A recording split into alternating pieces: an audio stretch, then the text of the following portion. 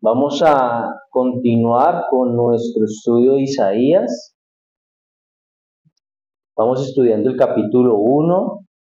Ya vimos parte del capítulo 1 dos domingos anteriores. Y continuamos en el verso 21. Domingo pasado habíamos quedado en el verso 20. Dice Isaías capítulo 1, verso 21 al 31. Vamos a leerlo en el nombre del Padre, del Hijo y del Espíritu Santo. Dice: ¿Cómo te has convertido en ramera, oh ciudad fiel? Llena estuvo de justicia, en ella habitó la equidad, pero ahora los homicidas. Tu plata se ha convertido en escorias, tu vino está mezclado con agua. Tus príncipes, prevaricadores y compañeros de ladrones, todos aman el soborno y van tras las recompensas. No hacen justicia al huérfano, ni llega a ellos la causa de la viuda. Por tanto, dice el Señor Jehová de los ejércitos, el fuerte de Israel: Ea, tomaré satisfacción de mis enemigos, me vengaré de mis adversarios, y volveré mi mano contra ti, y limpiaré hasta lo más puro tus escorias, y quitaré toda tu impureza. Restauraré tus jueces como al principio, y tus consejeros como eran antes. Entonces te llamarán ciudad de justicia, ciudad fiel. Sión será rescatada con juicio, y los convertidos de ella con justicia, pero los rebeldes y pecadores aún serán quebrantados, y los que dejan a Jehová serán consumidos. Entonces os avergonzarán las encinas que amasteis, y os afrentarán los huertos que escogisteis, porque seréis como encina a la que se le cae la hoja, y como huerto al que le faltan las aguas. Y el fuerte será como estopa, y lo que hizo como centella, y ambos serán encendidos juntamente, y no habrá quien apague. ¿Qué es la justicia desde el punto de vista bíblico? Es un concepto amplio que va mucho más allá de un simple veredicto legal o de una recompensa. Cuando hablamos de justicia, esto implica la rectitud moral y la equidad del actuar de acuerdo con la ley de Dios. En ese actuar se muestra el amor al prójimo, se defienden a los vulnerables. Por eso la justicia bíblica se fundamenta sobre todo en la relación con Dios, en la observancia de sus mandamientos que llevan a la obediencia o observar la ley de Dios nos lleva a que tengamos bendiciones, ¿cierto? Porque se obedece, esa obediencia nos llevará a recibir bendiciones, pero la desobediencia, es decir, el no observar esos mandamientos, el no guardarlos, el no practicarlos, pues nos va a llevar a consecuencias. Ese es un atributo divino, la justicia. Ahora, es un atributo que el hombre por sí mismo no puede llevar perfectamente o alcanzarlo perfectamente, sino que es un atributo ofrecido a través de Jesucristo. Por eso Jesús, con su trabajo de expiación, con su sacrificio en la cruz, él satisface las demandas de la justicia divina y extiende la misericordia a quienes se arrepienten. Por eso cuando el pasaje en Isaías, en el verso 21, dice: ¿Cómo te has convertido en ramera tú, la ciudad fiel? Es una pregunta que está haciendo el Señor. Ahora imagínense ustedes que Dios se dirigiera a nosotros hoy, a nuestra ciudad o a nuestra iglesia o a nuestra vida con esa frase. ¿Cómo nos sentiríamos si Dios nos hablara ahorita y nos dijera: ¿Cómo te has convertido en ramera tú, iglesia tal o ciudad tal o fulano de tal? Pues uno dice: perdí, porque lo que el Señor está diciendo es que hay un cambio en la conducta del cristiano. Aquí Isaías no le está hablando a gentiles, Isaías no le está hablando a paganos, Isaías le está hablando a un pueblo que una vez fue fiel. Recuerden que El pueblo de Judá había estado en una aparente prosperidad, un tiempo de prosperidad. Ellos habían estado también en un tiempo en que habían sido obedientes y fieles, pero ahora estaban volcados a hacer todo lo que a Dios no le gustaba. Idolatría y una cantidad de cosas. Los ricos oprimían a los pobres.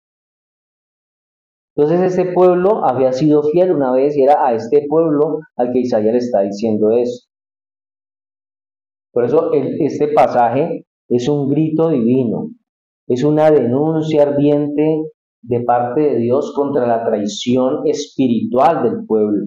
Pero al mismo tiempo el Señor hace aquí una invitación a la redención.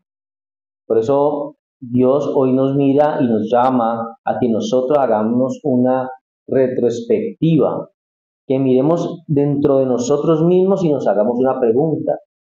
¿Dónde está la justicia que una vez habitó en mí?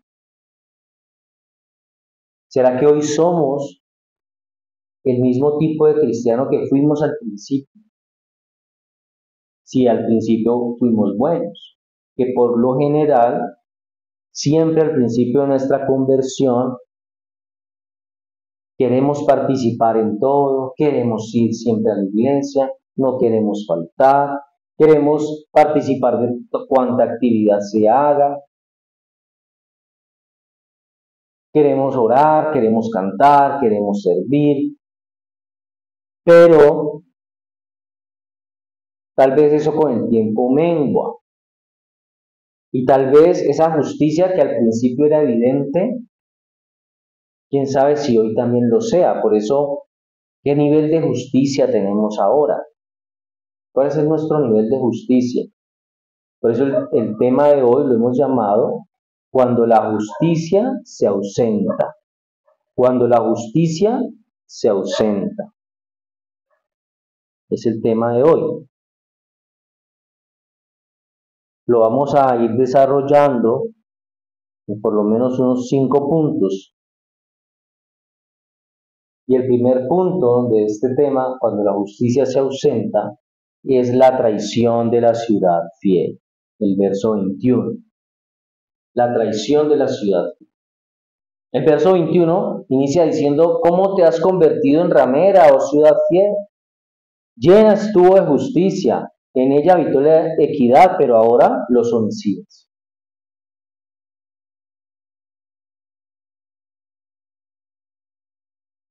La nueva versión internacional dice, ¿cómo se ha prostituido la ciudad fiel?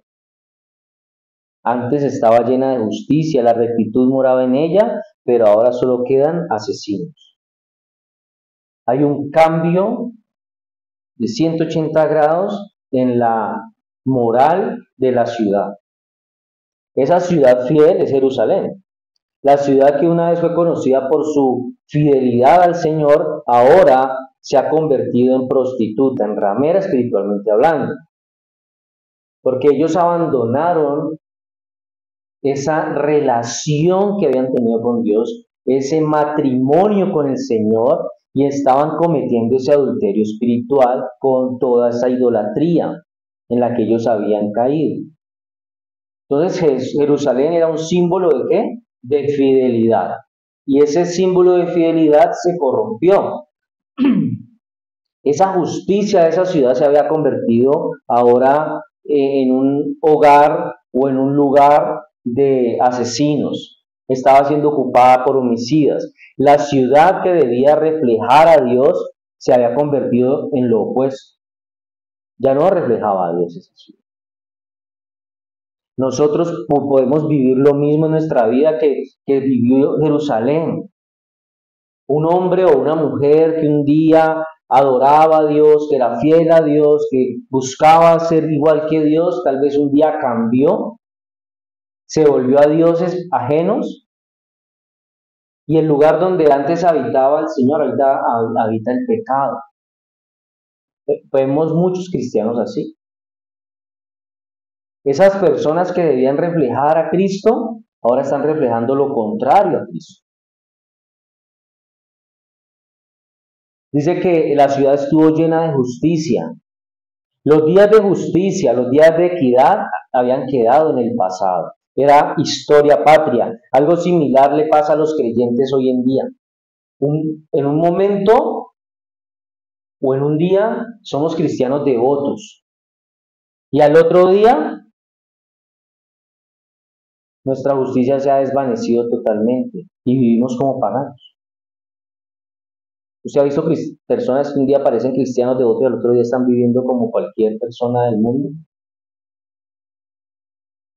Viven como los incrédulos y puede que sigan asistiendo a la iglesia, puede que de vez en cuando canten y oren, pero han perdido de vista el propósito con el cual fueron llamados. Han perdido de vista el propósito en Cristo. Así que, ¿qué áreas de nuestra vida han perdido el propósito original de Dios? Porque en ese caminar cristiano, si por algún momento nos hemos desviado, hay áreas de nuestra vida que pierden ese propósito. ¿Y en qué parte de nuestra vida usted ha permitido que la corrupción espiritual empiece a reemplazar la pureza? Tenemos que examinar nuestro corazón. Este es un llamado a que usted y yo examinemos nuestro corazón. Si nuestro corazón sigue siendo fiel a lo que Dios nos llamó a hacer, o ahora nuestro corazón está siendo fiel a lo que nosotros queremos hacer. A veces, como creyentes, vamos como perdiendo el rumbo, vamos perdiendo el propósito. Y hay otras cosas que empiezan a ocupar la atención que solamente Dios merece. Y eso que antes nos preocupaba por buscar de Dios, por aprender más de Dios, ahora lo que nos preocupa es los dioses ajenos que nos formamos, el dinero, una persona, una relación. ¿Que hay algo en nuestra vida que esté haciendo que nuestra fidelidad a Dios se vuelque a esas otras cosas? Este es un llamado entonces a que examinemos nuestro corazón. Segundo, la corrupción de los líderes. Versos 22 y 23.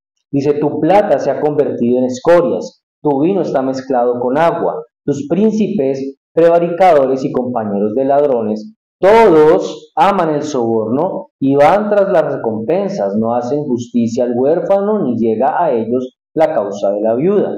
Jerusalén entonces estaba llena ¿de qué? De homicidas. Había corrupción política, algo parecido a hoy día. ¿Sí? Hoy las iglesias tienen corrupción política.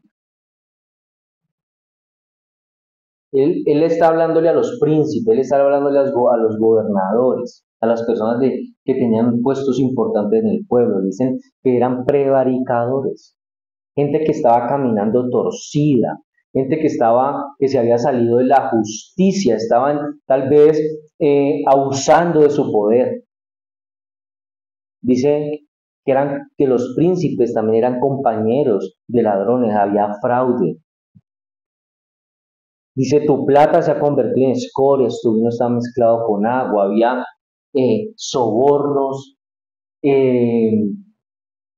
digamos que se amangualaban los poderosos y oprimían a los pobres, se iban siempre contra el débil porque dice, no hacen justicia al huérfano ni llega a ellos la causa de la viuda. Y dentro de muchas iglesias, el liderazgo vive muy bueno, la pasa muy bien, pero hay personas vulnerables dentro de muchas congregaciones que no reciben la ayuda de la iglesia.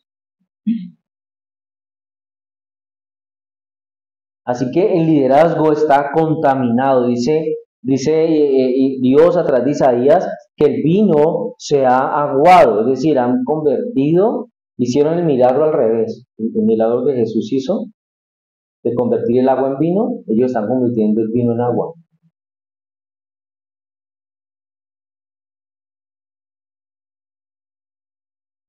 Él dice que los príncipes eran cómplices de ladrones, no defendían al huérfano, no defendían a la viuda, no hacían nada por esas personas que estaban en una situación de vulnerabilidad. Por eso la acusación del Señor en contra de Jerusalén muestra por contraste lo que Dios valora entre los líderes políticos y civiles. ¿Qué espera Dios de los líderes políticos y civiles? Que mantengan la paz. No que llamen a los actores del conflicto como gestores de paz, por ejemplo. Que defiendan a los débiles, que defiendan a los que están en situaciones de pobreza. Eso es lo que espera Dios.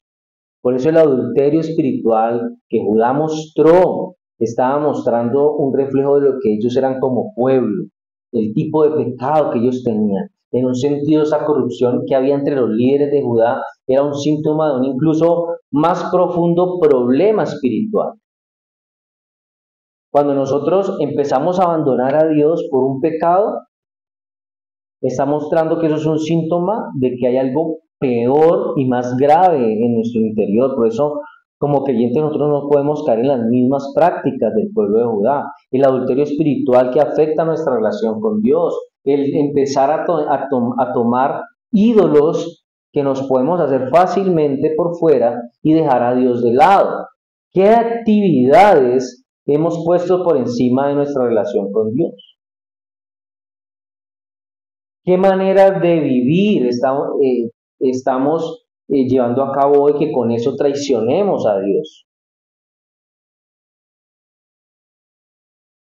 Incluso podríamos decir que si en nuestro trabajo aceptamos sobornos o aceptamos cosas que no son legales o utilizamos nuestro cargo para hacer cosas indebidas, estamos cayendo en prevaricato, estamos haciendo cosas que el Señor no les agrada.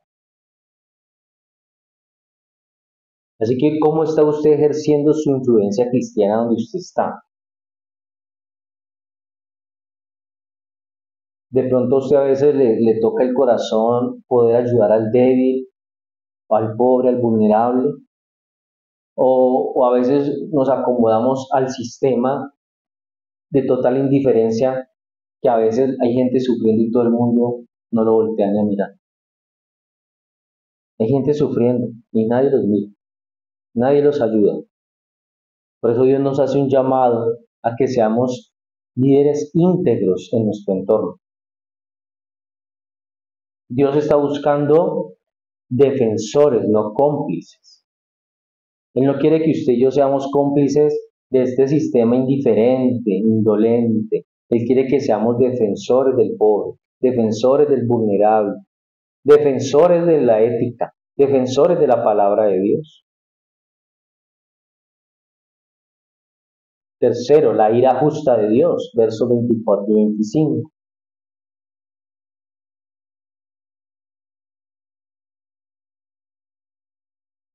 Por tanto, dice el Señor Jehová de los ejércitos, el fuerte de Israel: tomaré satisfacción de mis enemigos, me vengaré de mis adversarios y volveré mi mano contra ti, y limpiaré hasta lo más puro tus escorias y quitaré toda tu impureza.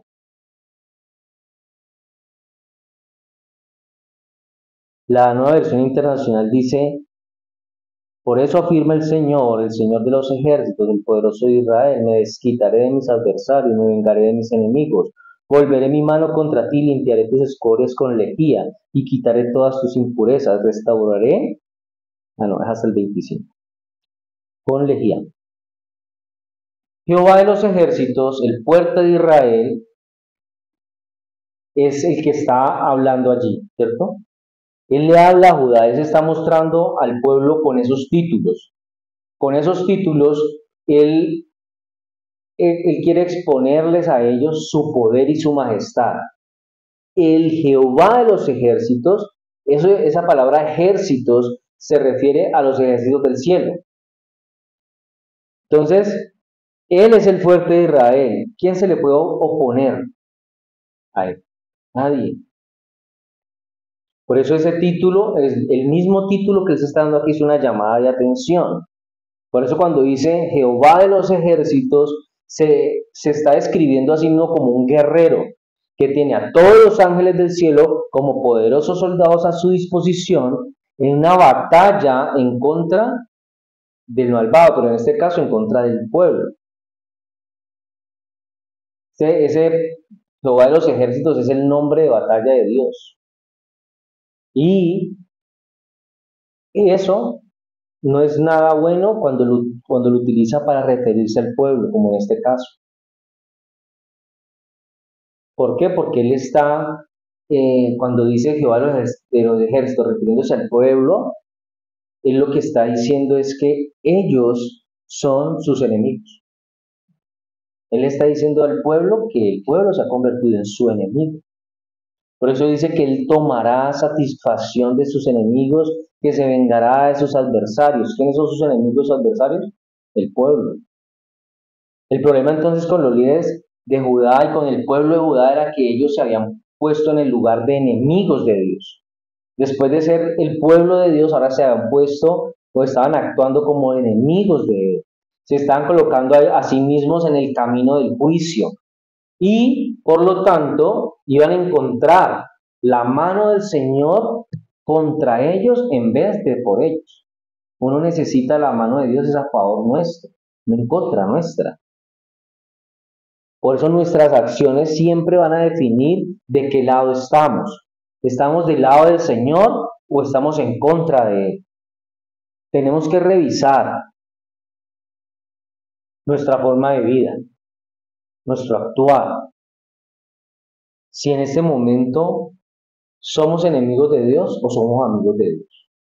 Como dice Santiago 4. Oh almas adúlteras, ¿no sabéis que la amistad del mundo es enemistad contra Dios? Cualquiera pues que quiera ser amigo del mundo se constituye enemigo de Dios. Nuestras acciones van a definir qué somos. Y hay muchas personas que creen que son amigos de Dios. Y resulta que están viviendo como enemigos de Dios, pero creen que son amigos de Dios. Dice el pasaje, y limpiaré hasta lo más puro de tus escorias y quitaré toda tu impureza. Cuando habla de escorias, eso tenía que ver con el metal. Las impurezas y las escorias eran impurezas del metal. Entonces Dios aquí lo que está diciendo es, voy a subir la temperatura y voy a refinar a Judá. Como quien dice, lo voy a meter al horno y lo voy a purificar, voy a quitar todas sus impurezas. Así que el objetivo del Señor no es destruir al pueblo, sino restaurarlo. Por eso Él dice, y limpiaré. Él no dice, y destruiré, dice, y limpiaré. El propósito del Señor era restaurar al pueblo. Cuando Dios nos quiere sacar de la basura en la que nosotros mismos nos metemos, Él no lo hace para acabar con nosotros. Cuando el Señor quiere sacarnos de lo mal que estamos haciendo, Él lo hace porque Él quiere hacer de nosotros una mejor versión.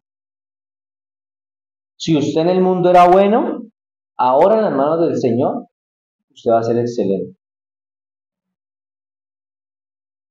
Por eso Dios, a pesar de que Él quiere restaurarnos, a pesar de que Él quiere limpiarnos, a pesar de que Él quiere quitar todo lo feo de nosotros, Él no va a ignorar su justicia. Él promete que se vengará de sus enemigos, pero también promete que Él va a purificar a su pueblo con lejía. Así que obviamente el Señor no va a pasar de largo la desobediencia de nosotros, sino que esa desobediencia va a tener consecuencias. Pero al final la voluntad de Dios siempre va a ser limpiarnos, restaurarnos. Así que tal vez esos cristianos, esas personas que a veces vamos a la iglesia y que nos portamos mal a veces, pensamos que tal vez Dios no le pone cuidado a eso, tal vez que eso que yo hice es tan pequeñito que Dios a eso no le para bolas. Resulta que Dios no pasa de largo la desobediencia. Esa desobediencia va a traer una consecuencia. Y el Señor nos va a disciplinar y nos va a limpiar. Por eso tenemos que preguntarnos si hemos confundido la paciencia de Dios con indiferencia. Tal vez Dios está ocupado en cosas más importantes como para ponerle cuidado a este pecadillo que yo cometí. ¿Estamos dispuestos a pasar por ese fuego purificador del Señor? Porque si usted no está dispuesto a pasar por el fuego purificador del Señor, tendríamos que pensar muy bien antes de hacer muchas cosas. No tenemos que tener miedo de la disciplina de Dios. La disciplina de Dios es una señal de que le importamos a Dios, de que todavía Él quiere hacer cosas buenas para nosotros y por nosotros, de que Él todavía quiere seguirnos perfeccionando, de que nos quiere seguir restaurando. Hay personas que caen en un pecado y en otro y se quedan allí y siguen allí y no son restaurados, no son limpiados, no son purificados. ¿Qué está demostrando el Señor allí? Que no está interesado en esa persona. Pero cuando nosotros pasamos por un tiempo de disciplina de Dios, estamos entendiendo que Él quiere hacer algo con nosotros. Por eso, aunque la disciplina sea difícil, aunque la disciplina sea dura, la tenemos que recibir de la mejor manera. 4. La promesa de restauración.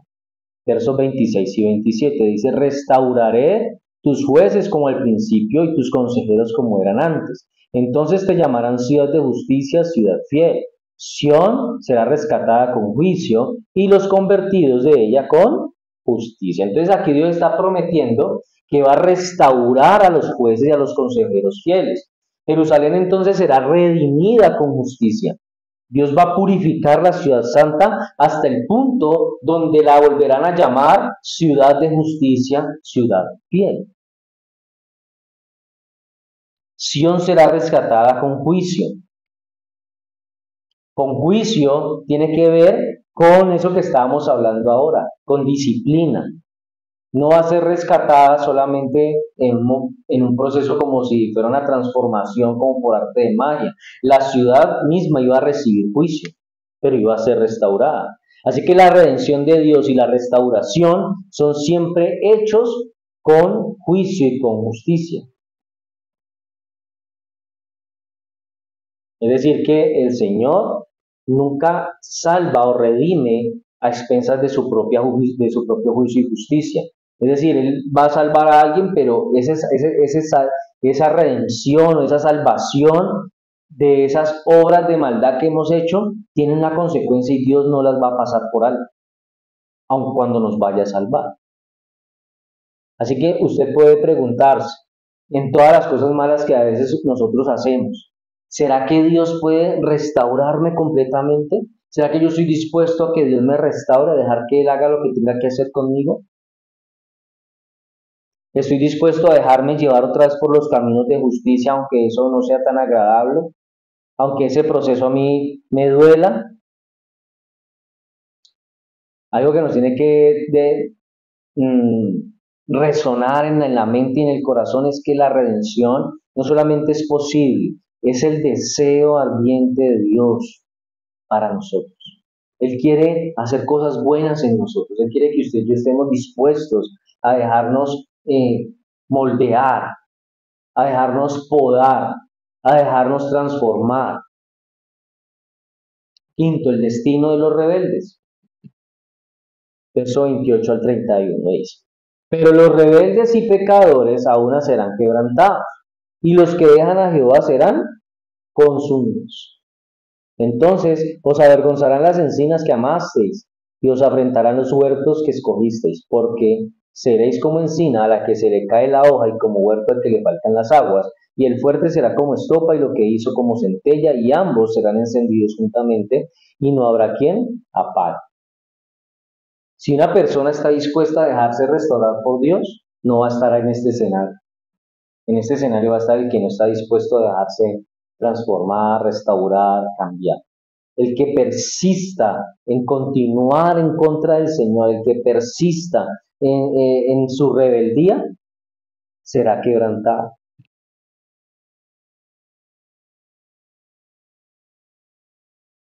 Los rebeldes, los pecadores serán destruidos. La idolatría será su vergüenza.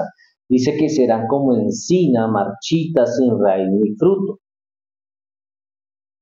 Lo que para muchas personas hoy es su Dios, tal vez su trabajo, su dinero, su fama, su reconocimiento, esas cosas por las que supuestamente han trabajado duro, todas esas cosas se convertirán en su vergüenza. Por eso, el mejor negocio, por decirlo así, para nosotros es enfocarnos siempre en Cristo, buscar siempre a Cristo, seguir siempre a Cristo, más allá de lo material, más allá de lo que este mundo nos puede ofrecer. La idolatría en esta parte del pasaje es un tema principal, por eso este texto se sumerge en el contexto de toda una denuncia que hace el profeta Isaías sobre la apostasía, la infidelidad de Judá hacia Dios, que se manifestó en la adoración a dioses falsos. Es que el pueblo ya en las encinas, son unos árboles grandotes que hay allá, practicaban la idolatría, los usaban, hacían altares para dioses falsos. Por eso aquí cuando menciona encinas y menciona huertos, eran esos lugares donde el pueblo israelí practicaba esos rituales de culto pagano, rendía ese culto a ídolos. Por eso el profeta le está advirtiendo que esos lugares que en un momento eran objeto de deseo, eran elegidos por ellos mismos para llevar a cabo esos rituales, ahora eso les iba a causar a ellos una profunda vergüenza. A veces una persona hace algo y cuando se acuerda de ese algo, el día que lo hizo estaba contento, pero cuando se acuerda de eso le da vergüenza. ¿Usted no se ha dado cuenta de eso? ¿Usted no ha hecho algo que hoy le dé vergüenza? Lo que un día fue su deseo y su elección nos le va a causar profunda vergüenza. Eso pasa cuando hemos hecho algo malo delante de Dios. Y por eso trae consecuencia, la consecuencia de la idolatría. Lo que nos está enseñando Dios aquí a través del profeta es que todas esas personas que se estaban deleitando en la idolatría, en la búsqueda de otros dioses, pero no en la búsqueda del Dios verdadero, ahora no iban a encontrar ninguna satisfacción ni consuelo, porque iban a ser ¿qué? Destruidos, iban a experimentar vergüenza, afrenta, sería su herencia. Por eso es bueno y es normal estar apenado y avergonzado por un pecado que hemos cometido. Lo que no es normal es no sentir vergüenza ni pena por el pecado. Y eso es lo que ya le estaba pasando al pueblo de Judá. Ellos ya no sentían vergüenza, no sentían nada. Así que Dios prometió que Él le daría a Judá el regalo de la pena y la vergüenza sobre el pecado nuevamente. Dice, como encina a la que se le cae la hoja, como huerto al que le faltan las aguas, el fuerte será como estopa, ambos serán encendidos juntamente y no habrá quien apague. El Señor aquí les está hablando de una sequedad espiritual que había en ellos. Aunque ellos habían continuado con muchos rituales religiosos, es que ellos llevan a cabo rituales paganos, pero también iban al templo y hacían rituales religiosos. Ellos estaban secos espiritualmente.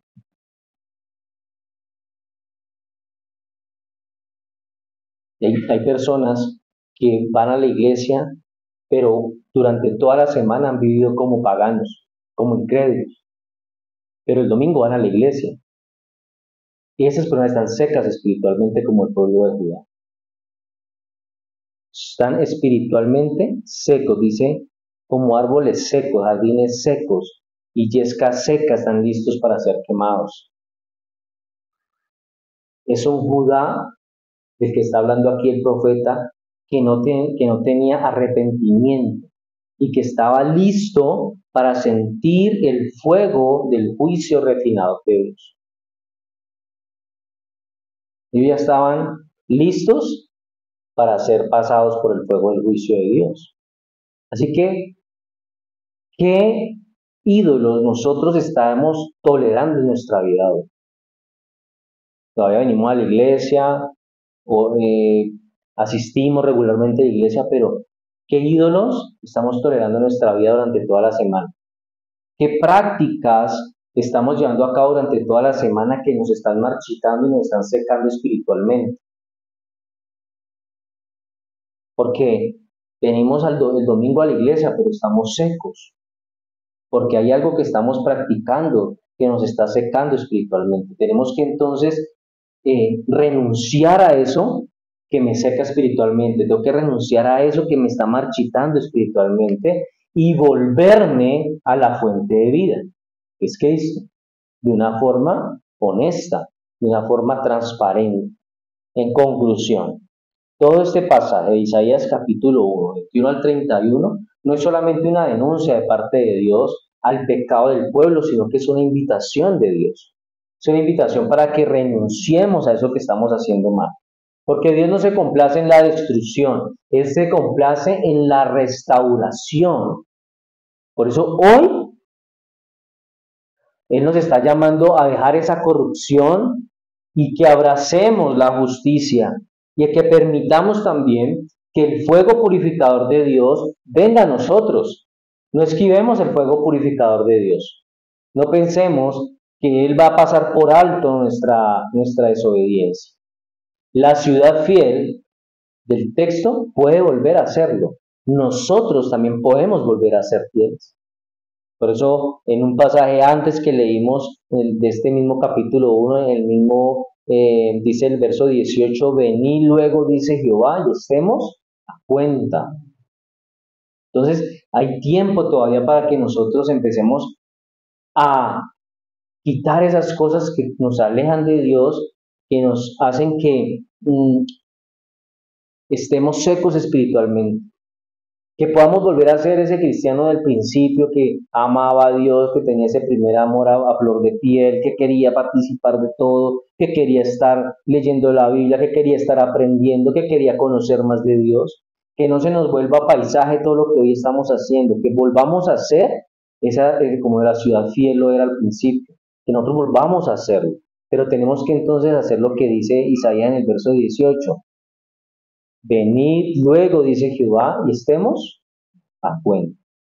Amén.